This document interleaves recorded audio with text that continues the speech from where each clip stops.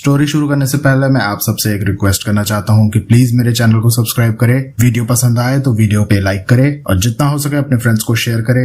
इससे मेरे चैनल को सपोर्ट और आपका प्यार मिलेगा, सो प्लीज कंसिडर इट।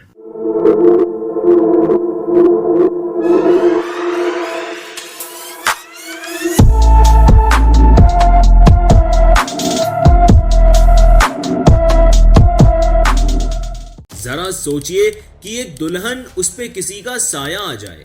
शादी की रस्मों की अपनी एक बात होती है। हल्दी मेहंदी फेरे, हर रस्म हर रिवाज एक कहानी के साथ आता है। लेकिन कभी सोचा है इन रस्मों का कनेक्शन सिर्फ खुशी से नहीं, कुछ अनसुने सच और सायों से भी हो सकता है। उदयपुर की एक पुरानी शानदार हवेली में सपनों जैसी शादी हो रही थी। नाच गाना, मेहमानों की रौनक। लेकिन रात बढ़ने के साथ ये सपना एक खौफनाक हकीकत में बदलने लगा। एक दुल्हन जिस पे काले जादू और टोने टोटके करे जा रहे थे। एक शादी जिसमें हर मुस्कान के पीछे एक बुराई छुपी थी। क्या यह सिर्फ एक इत्तेफाक था या कोई पुरानी काली शक्ति इस शादी को अपने साए में लपेट रही है? तैयार हो जाइए, क्योंकि ये शादी प्यार और रिश्तों से ज्यादा भयानक राज और काली शक्तियों की दास्तान बनने वाली है।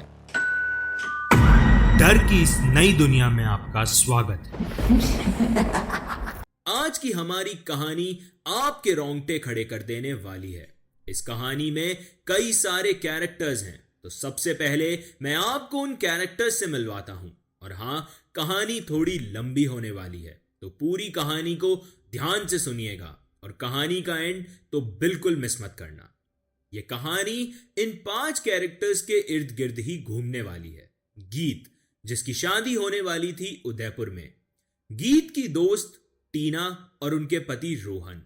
टीना की बहन बीना और उनके पति अमन और उनके 2 बच्चे सोनू और चिंटू। तो आइए कहानी में आगे बढ़ते हैं और सुनते हैं कैसे एक प्रेत ने करा होने वाली दुल्हन को अपने वश में। यह बात है साल 2006 की, जब गीत की शादी उदयपुर में हो रही थी और वो अपने घर की सबसे छोटी बेटी थी। तो फैमिली की आखिरी शादी और पहली शादी का क्रेज तो हमारी इंडियन फैमिलीज में कितना होता है, ये सब आप बखूबी जानते हैं। गीत ने टीना को इनवाइट किया और उसके घर गई और उसने साफ बोला कि तू और जीजा जी नहीं आए तो शादी में तो मैं तुमसे कभी बात नहीं करूंगी। और हां, बीना दीदी और अमन जीजाजी को लेकर आना तेरी रिस्पॉन्सिबिलिटी है। टीना बोलती है गीत से कि मैं जरूर आऊंगी, तेरे जीजाजी भी आएंगे और हम पूरी शादी में वहीं रुकेंगे। छुट्टियां लेकर आएंगे तो टेंशन जैसी कोई बात नहीं है। उसने कहा ठीक है टीना, और प्लीज तू ना दीदी को भी लेकर आना। अब ये दीदी किसको बोल रही है? बीना को। टीना ने कहा कि यार मैं उसे बोल दूंगी, बट बीना ना अब उतना आना जाना पसंद नहीं करती है। वो न जाने क्यों चीजों से डर जाया करती है। तो गीत ने बोला अरे डरना कैसा है, घर में ही है और घर की शादी है, बिल्कुल फैमिली वाला माहौल है। और बीना दीदी और अमन जीजू तो मम्मी पापा से कई बार मिले हुए हैं, तो ऐसा कुछ नहीं है, मुझे नहीं पता, तू उन्हें लेकर ही आना। टीना ने कहा कि ठीक है गीत, मैं बात करती हूं बीना से। अब उसी दिन इत्तेफाक से रात को बीना और अमन टीना के घर आ गए। टीना ने उन्हें खुशखबरी दी और बताया कि गीत की शादी तय हो गई है और उसने साफ बोला है कि सबको चलना है, कोई बहाना नहीं चलेगा। उस वक्त बीना ने अपनी बहन को कोई जवाब ही नहीं दिया। हालांकि अमन ने कहा कि हाँ, हम जरूर चलेंगे गीत की शादी में, आखिर बीना को वो अपनी बहन जो मानती है। अगले दिन बीना ने टीना को फोन करके कहा कि मैं बहुत टाइम से तुझसे कुछ बात करना चाह रही थी, लेकिन मौका ही नहीं लग रहा था। आज सोचा हिम्मत करके तुझे सब बता ही दूं। टीना घबरा गई। बहन, ऐसा क्या हो गया?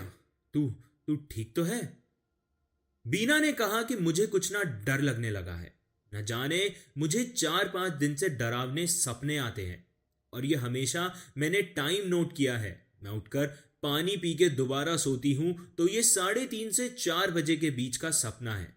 मुझे एक छोटा बच्चा दिखता है, मैं एक चबूतरे पे बैठी हुई हूं और वो धीरे धीरे मेरी तरफ बढ़ता है। उसका शरीर बड़ा अजीब सा है और उसका सर नहीं है। वो पहले जानवर की तरह चलता है और फिर धीरे धीरे बच्चा बन जाता है। वो अजीब सी आवाज, वो अजीब से चिल्लाने की आवाज निकालता है और मेरी तरफ देखने लगता है और फिर एक चीख के साथ मेरी आंख खुल जाती है। यार बीना, समझ नहीं पा रही मैं कि सपने का मतलब मैं क्या बताऊं तुझे। टीना ने उसे इंसिस्ट किया कि तू एक काम कर, थोड़े टाइम मेरे यहां आ जा और फिर यहीं से अपन गीत की शादी में निकल जाएंगे। तू अमन जी से बात कर ले और आज ही मेरे यहां आ जा।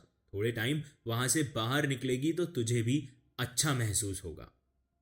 बट टीना, अमन को तो ऑफिस से ऑफ मिलेगा नहीं मिलेगा मुझे कुछ नहीं पता। देख बीना, तुझे चलना है और मैं वादा कर चुकी हूं। तू बात तो कर अमन जी से, सब मैनेज हो जाएगा। तू कहे तो मैं अमन जी से बात कर लेती हूं। फिर टीना ने अमन को फोन किया और उन्हें मना लिया कि आप बीना को मेरे यहां भेज दो थोड़े दिन के लिए और आप शादी में डायरेक्ट आ जाना। सारा प्लान सेट हो चुका था, सब सॉर्टेड था, सब एक्साइटेड थे शादी में जाने के लिए। लेकिन आप सोच रहे होंगे कि यह भूत प्रेत की कहानी में अब तक कुछ डरावना क्यों नहीं आया, तो अब तैयार हो जाइए, वो डर का मंजर आने वाला है। वो सब लोग उदयपुर पहुंचते हैं गीत की शादी में। घर काफी आलीशान था, पुराने टाइम का बना हुआ और काफी बड़ा था, और जिसके अंदर ये मानिए कि दादाजी के भाई और उनके भाई, मतलब 3 तो दादाजी और उनकी फैमिली और उतना ही बड़ा घर। आप मानिए कि बहुत बड़ा घर और बहुत गजब की शादी होने वाली थी। सब लोग सेटल हो गए। बीना अमन, चिंटू सोनू और टीना रोहन, मतलब रोहन है टीना जी के हस्बैंड। बहुत टाइम से उनका नाम नहीं आया था तो सोचा आपको बता दूं। शादी का माहौल था, सब कुछ बहुत बढ़िया था। आज का पूरा दिन थकान और नाच गाने में, खाने में, नए नए लोगों से मिलने में चला गया। रात होती है और सब लोग एक अच्छा सा डिनर करते हैं। फिर डांस प्रोग्राम शुरू होता है। तकरीबन 2:15 बजे रात के बीना बोलती है कि अब मैं चलती हूँ टीना, बहुत थक गई। ये मान कि जिंदगी में सबसे ज्यादा डांस आज ही किया है मैंने। टीना कहती है कि मैं भी चल रही हूँ, बस काफी थक गई हूं मैं भी। लेकिन गीत उन्हें रोक लेती है कि नहीं नहीं, ऐसे कैसे जाओगे आप लोग, अभी तो डांस कर रहे हैं और डांस किया ही कितना है आप लोगों ने। अरे गीत, रात के 2 बज रहे हैं, अब बाकी कल कर लेंगे, परसों शादी है ना तेरी, उसके लिए भी तो थोड़ी जान बचनी चाहिए शरीर में। गीत हंसने लगती है। वो बोलती है कि ठीक है, जाओ फिर आप लोग, मैं क्या ही बोलूं। अब मैंने कहा था ना आपको कि भूत प्रेत आत्मा की कोई बात नहीं हुई थी। अब आगे सुनिए। बहुत साल पहले बीना ने अपने घर के प्रेत समस्याओं को अपने ऊपर ले लिया था। मेरा बेटा, मेरा पति, मेरे अम्मा बाबूजी, सास ससुर सब ठीक रहे। इस घर में जो भी प्रेत है वो मुझ पर आ जाए, इस तरह से बोल दिया था उसने, और वो चीज उस पर आ भी गई थी। उतारा हुआ था और फिर वो लोग मेहंदीपुर बालाजी गए थे और उसके बाद उनकी लाइफ बिल्कुल नॉर्मल हो गई थी। लेकिन उस एक डरावने सपने से ये चीजें वापस शुरू हुई। आज ये जिस जगह पर है, यहां क्या पता किसी ने कुछ किया हो, क्योंकि शादी ब्याह में हर तरह के लोग आते हैं और कुछ लोग आपकी होने वाली जोड़ी से खुश होते हैं और कुछ लोगों को प्रॉब्लम होती है, और जिन्हें प्रॉब्लम होती है वो सिर से लेके पैर तक जोर लगाते हैं, हर तरह की हरकतें करते हैं ताकि शादी में प्रॉब्लम्स क्रिएट हो जाएं। और ये जो शादी ब्याह, होली, दिवाली, बड़े दिन, ये सारे कुछ ऐसे होते हैं जिनमें टोटका 10 की जगह 100 का असर करता है, और शादी पे तो बहुत सारी चीजें होती हैं। सो कहानी में वापस आते हैं। अब बीना अपने कमरे में आती है और धीरे से दरवाजा खोलती है, देखती है कि क्या चिंटू, सोनू, अमन, अम्मा, बाऊजी सब लोग सो रहे हैं। इसने भी धीरे से अपना चेंज वगैरह किया और बिस्तर पे आके लेट गई। ये अच्छी खासी नींद में थी। वही सपना दोबारा शुरू होता है। ये हड़बड़ाकर वैसे ही उठती है जैसे वो अपने घर में उठती थी। इसके कमरे का दरवाजा खुला हुआ है और दरवाजे पर एक औरत खड़ी है। ये पानी की बोतल उठाने के लिए अपना हाथ बढ़ाती है कि तभी उसकी नजर उस दरवाजे पर जाती है। वो बोलती है कि आपको कुछ चाहिए था? ये हमारा कमरा है। मैं बीना हूं, गीत की दोस्त। आपको कुछ चाहिए? जैसे बीना उससे बात कर रही थी तभी उसे लगा कि बात करते करते जो सामने खड़ा है उसकी हाइट थोड़ी कम हो गई।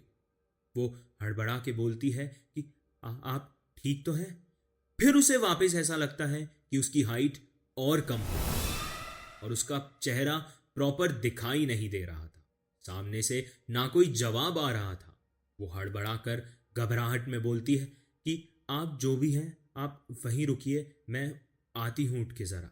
वो उठकर अपने रूम की सारी लाइट्स ऑन करती है, लेकिन उसे वहां कुछ नजर नहीं आता।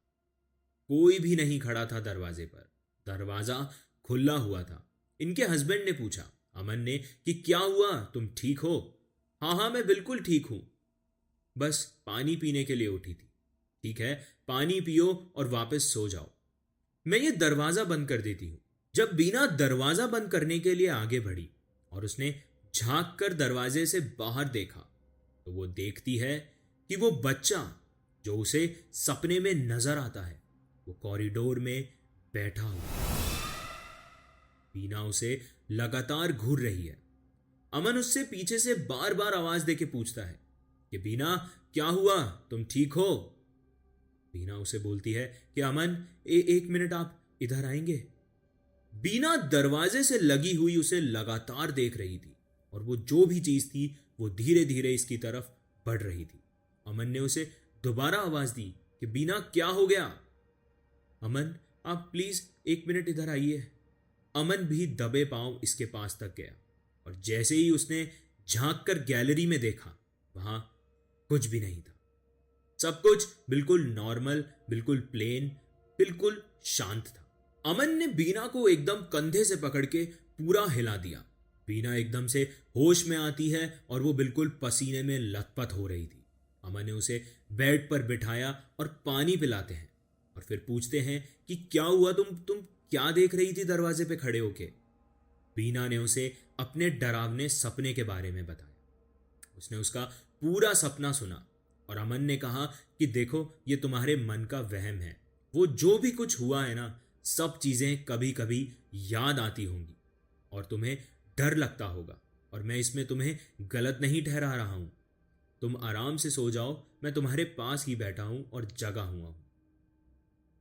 अमन बीना को बहुत सपोर्ट करते थे। ये अभी लेटी ही थी और धीरे धीरे हंसने लग गई। अमन को यह चीज थोड़ी सी अजीब लगी। बीना के सर पे हाथ फेरते हुए पूछते हैं कि बीना तुम ठीक हो? बीना तुम ठीक हो? लेकिन वो जब दोबारा हंसी ना तो हल्की सी हंसी में उसे आदमी की आवाज सुनाई दी और उसे ऐसा लगा कि जैसे बीना की हंसी में कोई आदमी हंस रहा है। अमन ने एकदम लाइट वगैरह दोबारा ऑन कर दी। बीना तुम एक मिनट उठो। बीना उठ जाओ। बीना उठती है। बीना उठती है और बोलती है क्या हुआ? आपने मुझे जगा क्यों दिया? मैं कितनी गहरी नींद में सो रही थी। अमन उससे पूछता है कि तुम ठीक हो? तुम हंस क्यों रही थी सोते टाइम? वो बोलती है कि अमन मैं बिल्कुल ठीक हूं और आप प्लीज मुझसे बार बार ऐसे क्यों पूछ रहे हैं? आपको पता है ना, मुझे वो सारी चीजें याद आने लग जाती हैं। मैं आपको अपने सपने के बारे में सब बता चुकी हूं। वो बोलते हैं कि हाँ ठीक है, लेकिन अभी पता नहीं, जब तुम हंस रही थी तभी किसी ने दरवाजे पर नॉक करा। उन्होंने टाइम देखा और टाइम वही हो रहा था जिस वक्त उसे डरावने सपने आते हैं। अमन ने उठ के दरवाजा खोला तो दरवाजे पे टीना खड़ी थी। टीना इनसे पूछती है कि तुम ठीक हो बीना? हाँ मैं तो ठीक हूं, लेकिन तुम ऐसे क्यों पूछ रही हो? मुझे तुम रूम में दिखी थी, पर मैं तो जब से यहीं पर हूं। तुम अमन से पूछो। अमन ने कहा कि हाँ ये यहीं पर है। टीना बोलती है लेकिन मैंने तुम्हें अभी मेरे रूम में देखा है। अमन ने कहा कि टीना तुम क्या बोल रही हो, ये सच में यही है, तुम यकीन करो हमारी बात पर, बीना कहीं नहीं गई। बीना ने कहा कि टीना तू मुझे पूरी बात बता, मेरे पास आके बैठ और मुझे बता कि तुझे क्या दिखा था रूम में। वो बोली कि मैं रूम में सो रही थी, रोहन अभी आए नहीं थे और एकदम से मुझे ऐसा लगा कि किसी ने मेरे पैर खींचे। मेरी आंख खुली और मैंने देखा तो वास्तव में वहां पे तू ही थी। तूने ही मेरा पैर खींचा था और मैं जैसे ही उठ के खड़ी हुई तो मैंने देखा कि तू एक कॉर्नर में खड़े होके मेरे रूम में रो रही थी। बीना हंसकर कहती है कि तू बेकार की बातें मत बना। तुझे पता है ना कि मुझे कभी कभी ये डरावने सपने आते हैं, तो तू ये सब मत बोल। अमन ने कहा कि मुझे सच में समझ नहीं आ रहा है कि ये क्या हो रहा है और आप दोनों क्या क्या बातें कर रहे हो। तुम्हारे साथ अब ये कोई प्रॉब्लम नहीं है, उतारा हो चुका है, धागा भी बांधा था तुम्हारे, तो क्या ये सब चीजें दोबारा शुरू हो गई। मैं एक काम करती हूं, सुबह पंडित जी को फोन करके पूछती हूं तुझे ये सब वापस क्यों हो रहा है, ऐसा टीना ने बोला। बीना ने उसकी बात का जवाब दिया और कहा कि टीना अब मैं वो सब दोबारा बर्दाश्त नहीं कर पाऊंगी। अमन ने कहा कि कोई परेशानी नहीं होगी, तुम एक बार टीना को बात करने दो, सब कुछ ठीक हो जाएगा।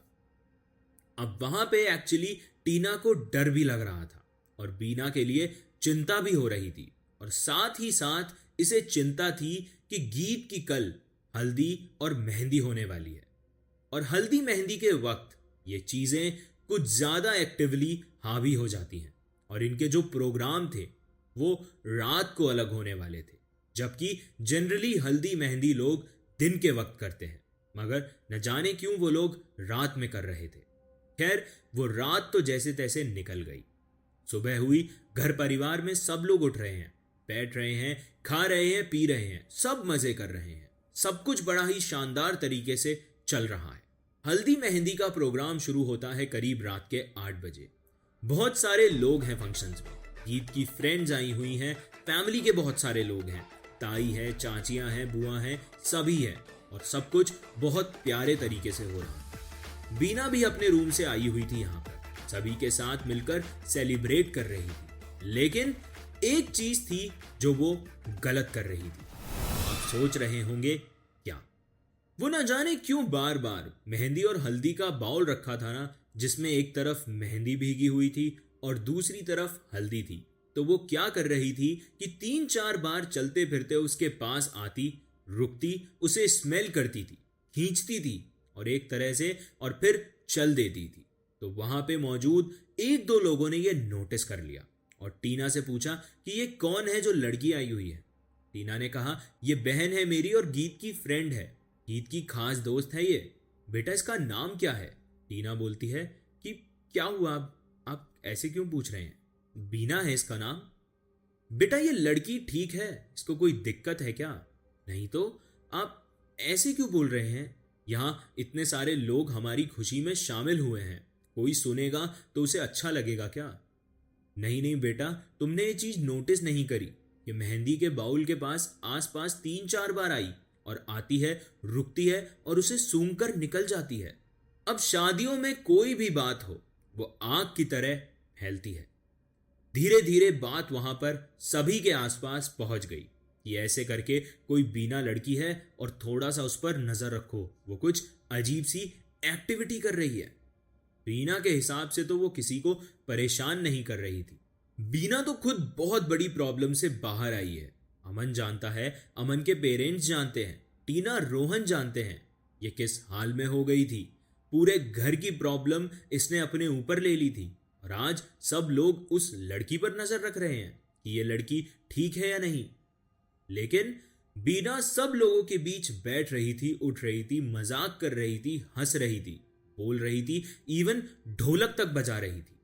लेकिन वहां पे सबके देखने का नजरिया बदल चुका था। बीना को ये चीज नोटिस हो गई कि एक ताई जी है यहां पर। वो उनसे पूछती है कि आंटी कोई प्रॉब्लम है क्या आपको? आप मेरे को इस तरह से देख रहे हो। उन्होंने कहा कि बेटा प्रॉब्लम मेरे साथ नहीं, तेरे साथ है क्या कोई प्रॉब्लम? अगर है तो तू हमें बता सकती है। नहीं नहीं, मेरे साथ क्या होगा, सब कुछ ठीक है। बेटा 1 मिनट इधर आ, मेहंदी लग गई तेरे? उसने कहा नहीं, अभी तो नहीं लगी, सब लोग घर के लगवा लें, हम फिर लगवा लेंगे। नहीं नहीं बेटा, तू भी तो घर की है ना, यहां बैठ मेरे पास, मेरे सामने जो दीदी मेहंदी लगा रही हैं उन्हें बुलाया। वो दीदी सामने आकर बैठती हैं।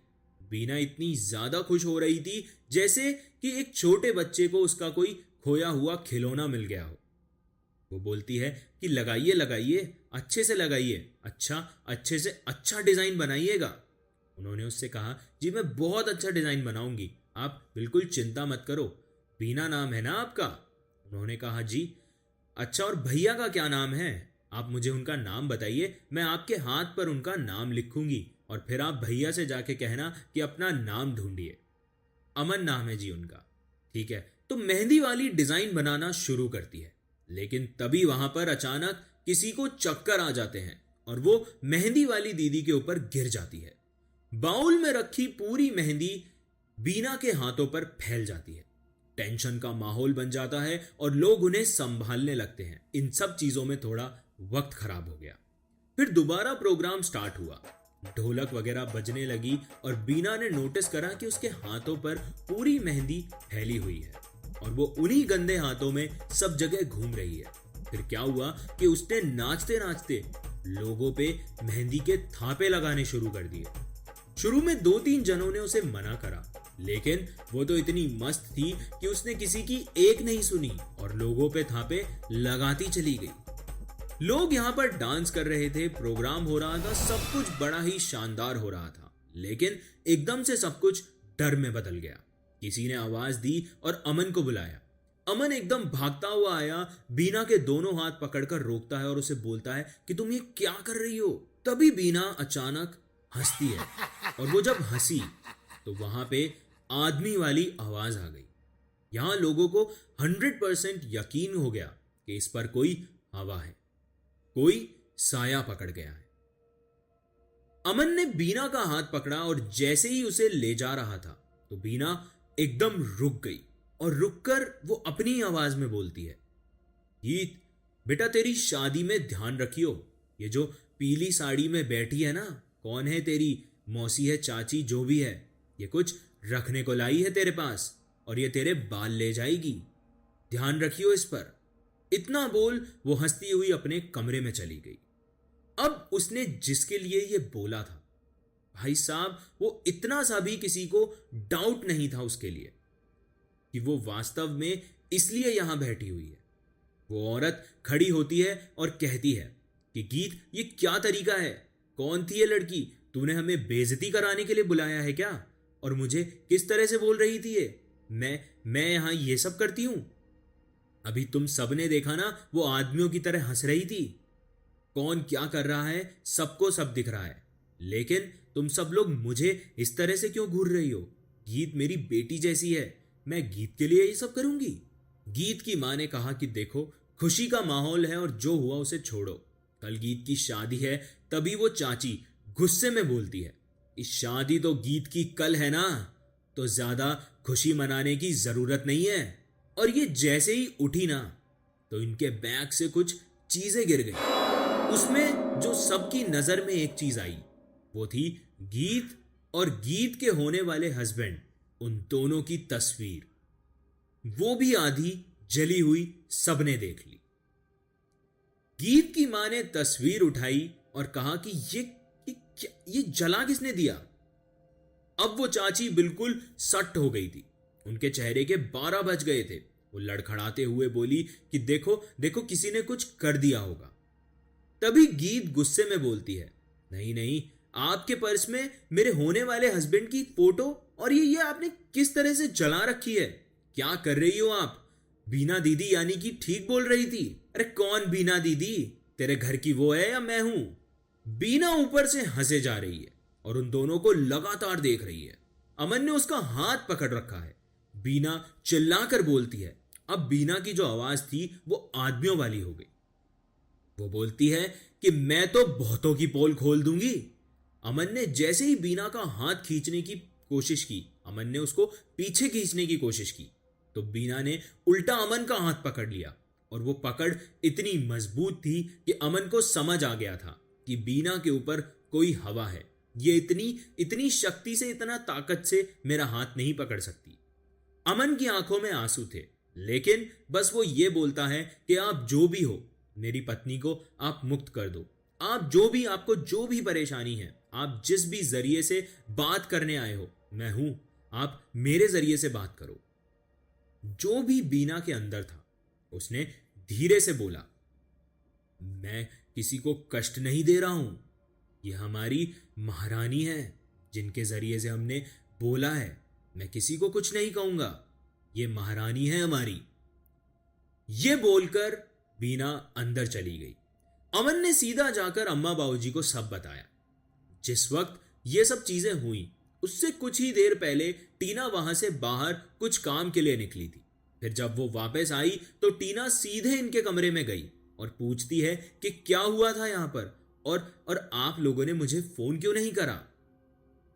अमन की आंखों में आंसू थे और वो बोला कि सबके सामने इसका मजाक बन गया। टीना ने कहा कि मजाक इसका नहीं बना, आपको पता है वो जो आई हुई थी वो हमारी मतलब दूर की रिश्तेदार है और उन्हें परेशानी है गीत और इस शादी से। आज सबके सामने उनकी पोल खुल गई। पूरे खानदान को पता था इनके बारे में, लेकिन कभी किसी की आवाज नहीं निकलती थी। लेकिन आज बीना ने कमाल कर दिया। सब लोग कह रहे थे कि ये गुड़िया ने तो घर पर बहुत बड़ी आई हुई बला टाल दी। तभी बीना टीना से बोलती है, अरे टीना, तू यहां पे क्या कर रही है? ठीक है तू, और कहां चली गई थी बीच फंक्शन से? ये देख, मेरे हाथों की पूरी मेहंदी बिगाड़ दी इन लोगों ने। टीना उसे बोलती है कि अरे मैं बस कुछ काम से बाहर गई थी, ये देखा मैंने तेरी मेहंदी खराब हो गई, कोई नहीं, ठीक कर लेंगे अपन। चल चल नीचे चलते हैं, कुछ खा के आते हैं। वो लोग सीढ़ियों से नीचे उतरते हैं। घर में सभी औरतें नीचे डांस कर रही थी, बिल्कुल खुशी का माहौल था। और जैसे ही बीना उनके सामने आई, सब लोग उसके हाथ जोड़ते हैं और उसको आशीर्वाद देते हैं कि बेटा तू खुश रह, आज तूने बहुत बड़ा काम कर दिया। अब वो दोनों बाहर आ जाते हैं। बीना टीना से पूछती है कि ये सब लोग मुझे ऐसे क्यों बोल रहे थे? तो टीना बोलती है कि मैं बताऊंगी तुझे बाद में, अभी अपन चल बाहर बाजार तक चलते हैं, कुछ चाट पकौड़ी खा के आते हैं। वो लोग बाजार तक जाते हैं, चाट पकौड़ी खाकर लौट रहे थे कि तभी जैसे ही वो लोग गीत के घर तक पहुंचे, बीना बाहर ही रुक गई। टीना ने पूछा कि क्या हो गया, अंदर क्यों नहीं चलती है? बीना ने टीना की तरफ देखकर बोला कि मैं अंदर नहीं आऊंगी, तू जा। टीना उससे फिर पूछती है कि तू अंदर क्यों नहीं चल रही है, क्या दिक्कत है? चुपचाप उठ रही है या मैं बुलाऊं अमन जी को? अब बीना उसे जो बोलती है वो सुन के बीना के होश उड़ जाते हैं। वो उसे बोलती है कि वो घर के जो गमले हैं उनके नीचे कोई कुछ रख कर गया है गीत के नाम का, वो हटवा। क्या बोल रही है तू? हाँ, इस घर पर कोई कुछ रख कर गया है और मैं तो देख रहा हूं ना, मैं तो बता रहा हूं ना, गमले के नीचे रखा है, हटवा उसको। टीना ने फिर उसकी बातों को मजाक में लिया। उसे लगा कि बीना फिर मजाक कर रही है।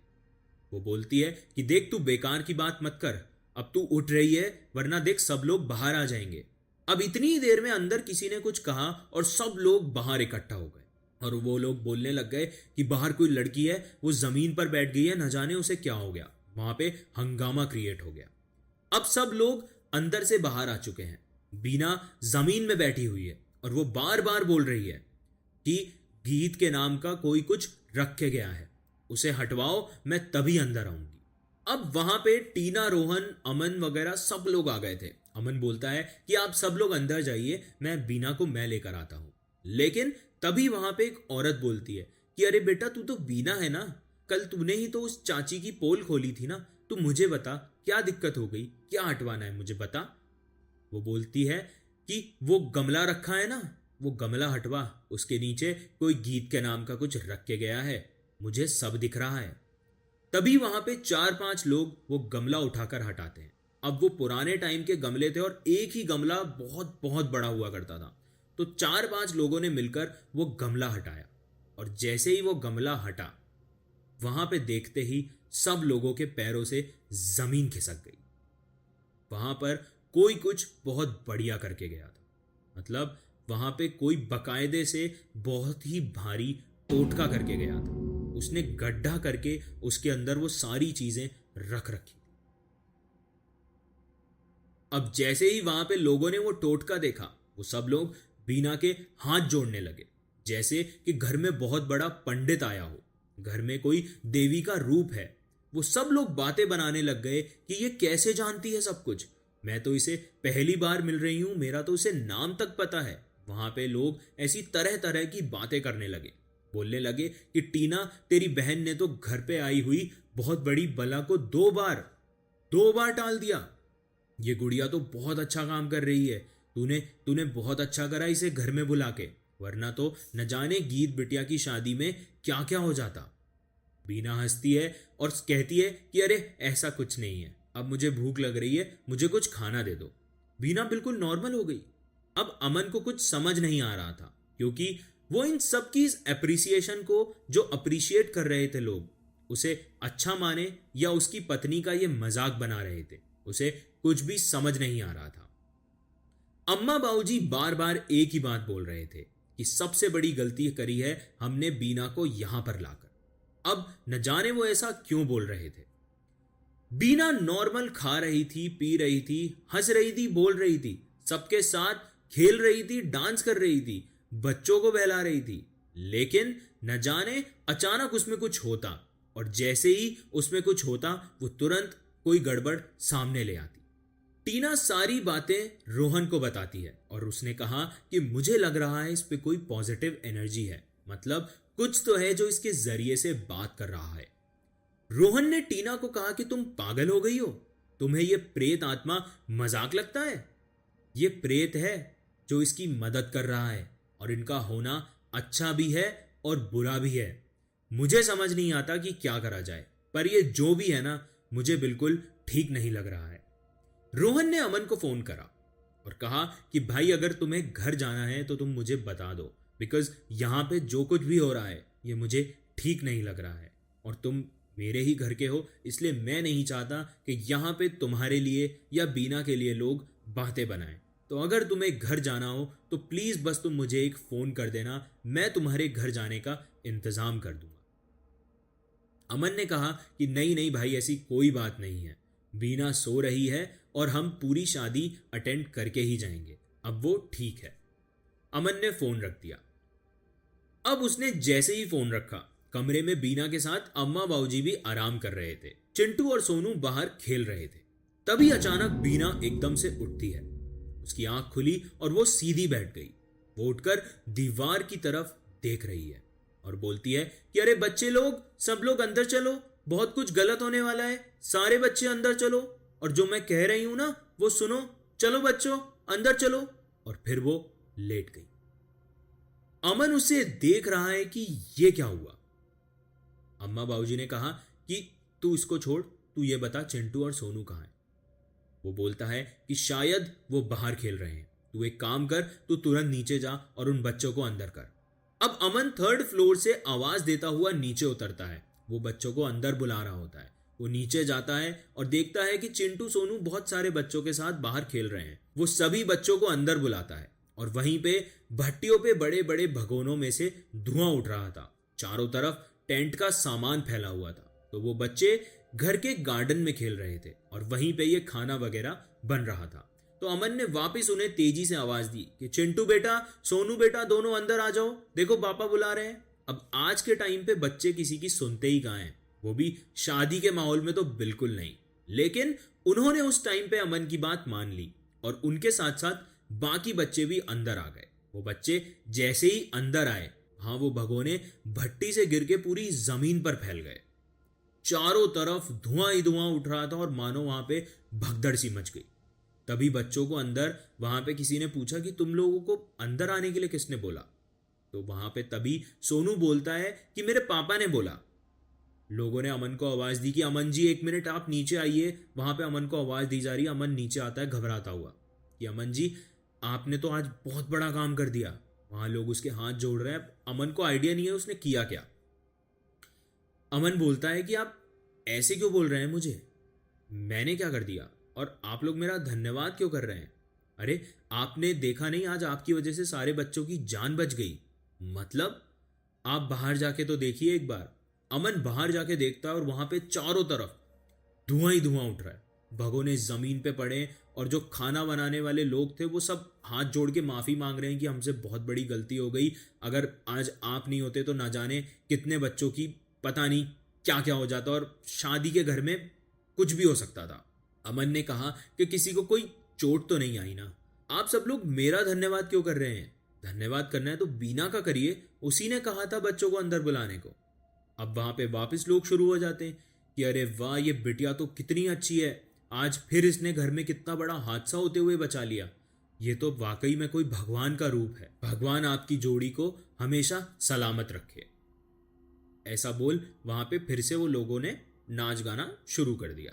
लेकिन एक बात थी जो यहाँ पे आपको याद रखनी है कि ज्यादा अच्छा करने वालों के साथ भी एक ऐसा पल आता है जब उनके सामने दो रास्ते होते हैं, या तो सबके लिए अच्छा करना या सबके लिए बुरा। अगले और फाइनल पार्ट में यह साफ हो जाएगा कि सबसे भयानक शादी का मतलब क्या होता है, जिसमें हर कदम पर एक डरावना साया महसूस होता है।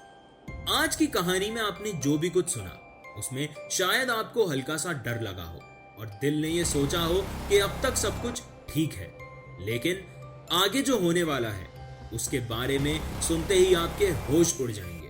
तो अगले पार्ट को मिस मत करना, क्योंकि असली कहानी अभी बाकी है और अगले पार्ट में जो भी कुछ गीत के साथ हुआ और बीना के साथ हुआ वो सुन के आपकी रूह कांप जाएगी। तो चैनल को सब्सक्राइब कर लें, नोटिफिकेशन बेल आइकन को प्रेस कर दें ताकि कहानी का अगला पार्ट आप बिल्कुल भी मिस ना करें। अगर आपके पास भी कोई कहानी है, कोई किस्सा है, तो आप उसे मेरे साथ जरूर शेयर करें। ईमेल आपकी स्क्रीन पर है, बस अपने शब्दों में लिखिए और भेज दीजिए। अगर आप ये कहानी स्पॉटिफाई या जियो सावन पर सुन रहे हैं तो चैनल को फॉलो जरूर करें, और अगर आप ये कहानी YouTube पर देख रहे हैं तो वीडियो को लाइक करें, चैनल को सब्सक्राइब जरूर करें। धन्यवाद। आप सुन रहे थे द हॉरर शो बाय करने।